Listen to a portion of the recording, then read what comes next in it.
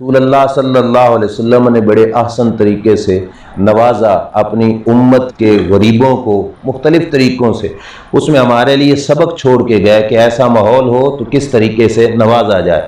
صحابی رسول ہیں حضرت جابر بن عبداللہ رضی اللہ تعالیٰ عنہ، جنگ احد کے اندر ان کے ابا جی شہید ہو گئے۔ جنگ احد کے بعد نبی اکرم صلی اللہ علیہ وسلم کے ساتھ حضرت جابر ایک جنگ پہ گئے۔ سیرت کی کتابوں میں ہے، بعض میں ہے حضرت جابر کی 6 بہنیں تھیں، بعض میں 9 بہنیں تھیں جو ان کا باپ پیچھے چھوڑ کے گیا تھا، جن کا سہارا حضرت جابر رضی اللہ تعالیٰ عنہ تھے۔ گھریلو حالات ان کے بالکل نارمل تھے۔ جنگ سے واپسی ہو رہی تھی تو جو سواری تھی حضرت جابر کے پاس وہ بھی بالکل کمزور لاغر، چل بھی نہیں سکتی تھی صحیح طریقے سے۔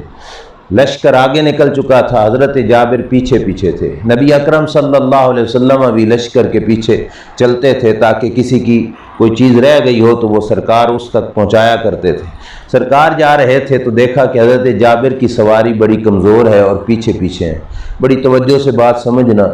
حضور علیہ الصلوۃ والسلام نے جب دیکھا اب ایک شخص جس کا باپ بھی فوت ہو چکا ہو، گھر میں 6 یا 9 بہنیں موجود ہوں جن کا واحد سہارا ہو، اور یہ بھائی جنگ کرنے کے لیے نبی کریم علیہ السلام کے ساتھ چلا ہوا ہو اور سواری بھی بالکل کمزور اور لاغر ہو، رب کے محبوب صلی اللہ علیہ وسلم نے نوازنا چاہا۔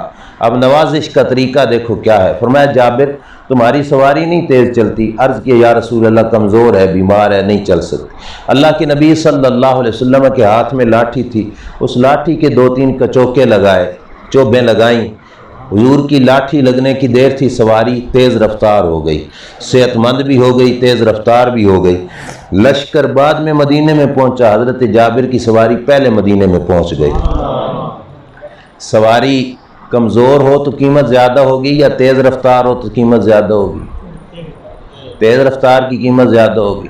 کمزور کو تیز رفتار خود کیا نبی کریم علیہ الصلوۃ والسلام نے اپنی لاٹھی مبارک سے۔ مدینے میں جا کے حضرت جابر سے کہنے لگے اے جابر سواری بیچنی ہے، سیل کرنی ہے؟ تو نبی کریم علیہ الصلوۃ والسلام سے عرض کرتے ہیں یا رسول اللہ سب کچھ آپ کا ہے، آپ سے کیا لینا دینا، آپ رکھ لیجیے اگر آپ کو پسند ہے۔